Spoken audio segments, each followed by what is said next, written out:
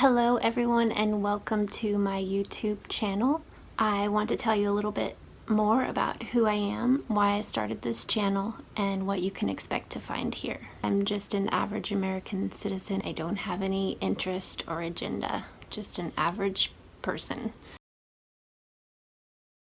I do have a great love for my country. When I was around 16 years old, I was able to travel around the world.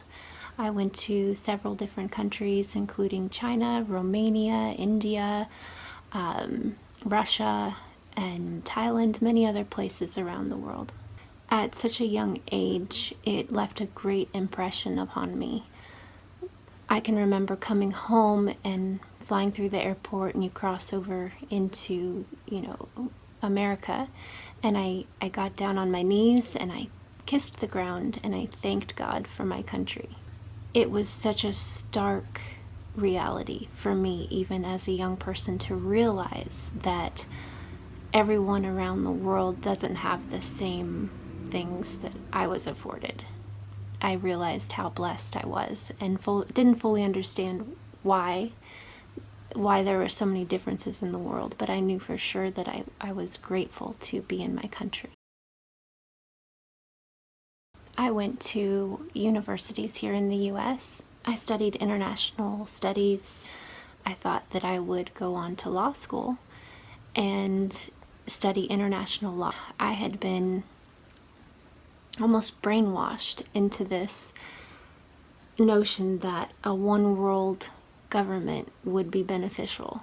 It was like I believed that the disparity in the world and the injustice that I saw in the world, both through my travel experiences and then what I learned in the books in school, it's like I believed that it was almost the fault of nations like America, and that the plight of the world around us was somehow our fault, that it was our job to rescue the world. This naive, altruistic idealism set me up to be open to the ideas of socialism.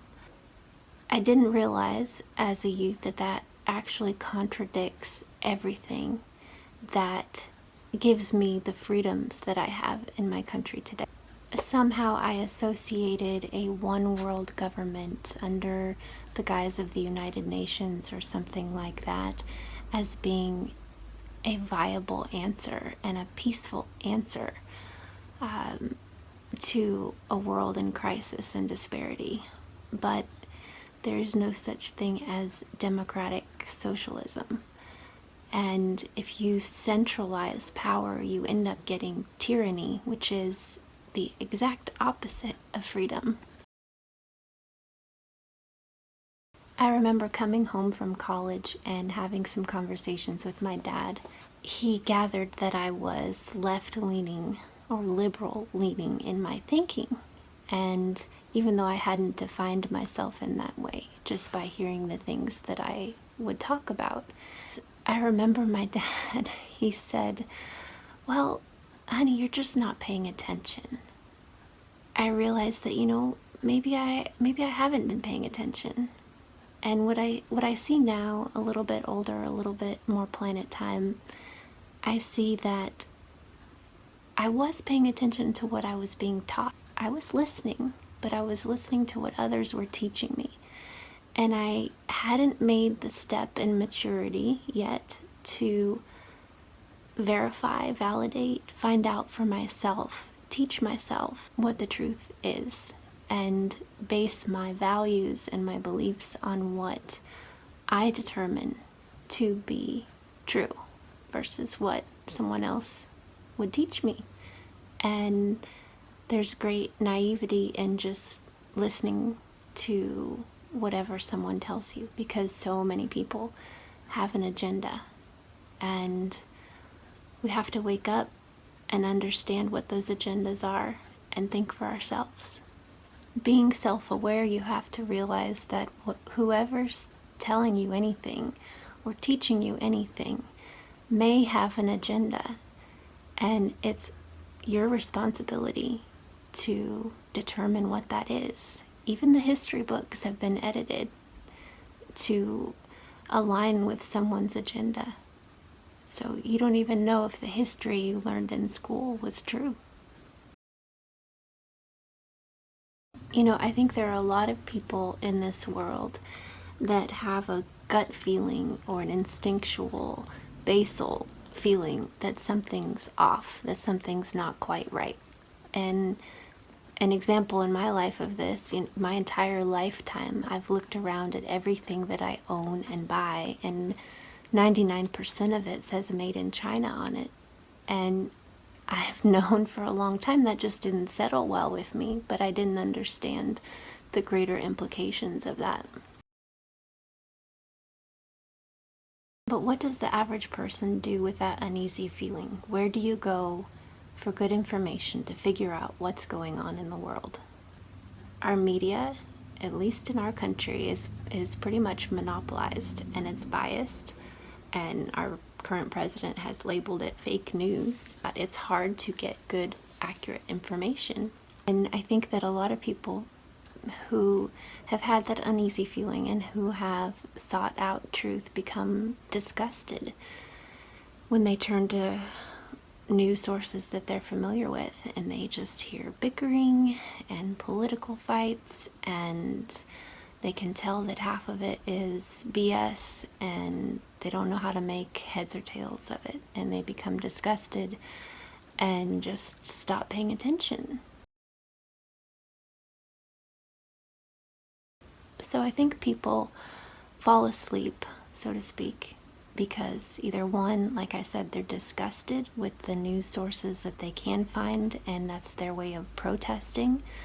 And then there's others who, you get busy in life. I know that happened with me. Even when I was interested, I started a family, I worked on a career. Even right now, I don't have every hour of every day to dig in and find out what's going on in the world and weigh what's true and what's not true.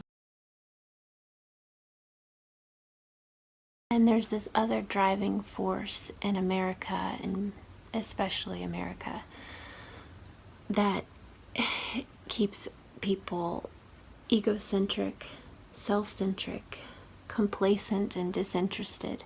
It is the freedoms of the American dream. It's the fact that we can go about our lives and think that we're the center of the world, and be as shallow as we want to be, and worry about our Instagram account and watch reality TV shows and carry on as if the events in the world are not of any consequence to us. And Americans have a bad rap around the world for exactly that attitude of feeling like we are the center of the world. You see this a lot when Americans do travel abroad.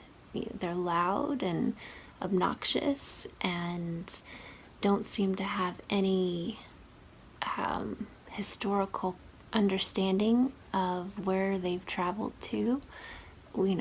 Most of us here in America struggle to or don't know another language, where most of the rest of the world does.